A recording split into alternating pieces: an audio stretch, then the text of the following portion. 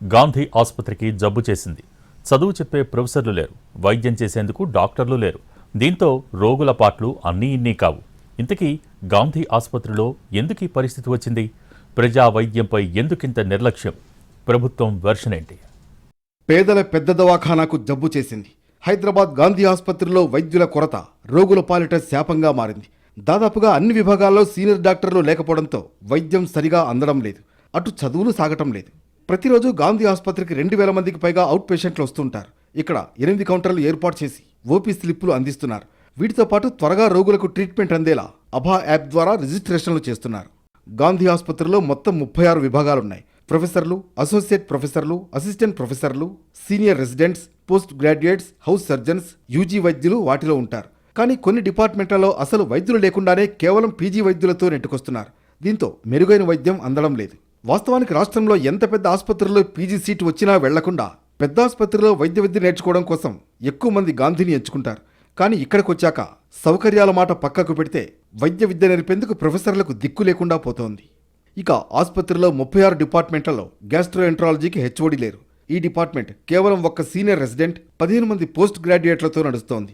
ఇక సైకియాట్రిస్ట్ విభాగంలో అన్ని పోస్టులు ఖాళీగానే ఉన్నాయి. కేవలం 4 అసిస్టెంట్ ప్రొఫెసర్స్ నెట్టుకొస్తున్నారు. గాంధీ ఆసుపత్రిలో అతిపెద్ద కీలకమైన విభాగం జనరల్ మెడిసిన్. ఇందులో కేవలం ఒక ప్రొఫెసర్, ఒక అసోసియేట్, 9 మంది అసిస్టెంట్ ప్రొఫెసర్స్ ఉన్నారు. మొత్తం 6 యూనిట్లలో ఈ విభాగం నిర్వహిస్తారు. ఇక పోస్ట్ గ్రాడ్యుయేట్ సంఖ్య 60. వారందరికీ ప్రొఫెసర్ ఒక్కరే. అలాగే పల్మనాలజీ డిపార్ట్మెంట్లో ప్రొఫెసర్, అసోసియేట్ ప్రొఫెసర్ పోస్టులు ఖాళీ. 5 అసిస్టెంట్లు ఉండాల్సిన చోట 2 ఉన్నారు. ఒకరు లాంగ్ లీవ్లో వెళ్ళిపోయారు. మరోవైపు ఈఎన్టీ విభాగానికి ఒక్కరే ప్రొఫెసర్ ఉన్నారు. సీనియర్ సిటిజన్స్ కోసం ప్రారంభించిన జిరియాట్రిక్ మెడిసిన్ డిపార్ట్మెంట్లో కేవలం 4 పీజీలున్నారు. మిగతా పోస్టులన్నీ ఖాళీగానే ఉన్నాయి.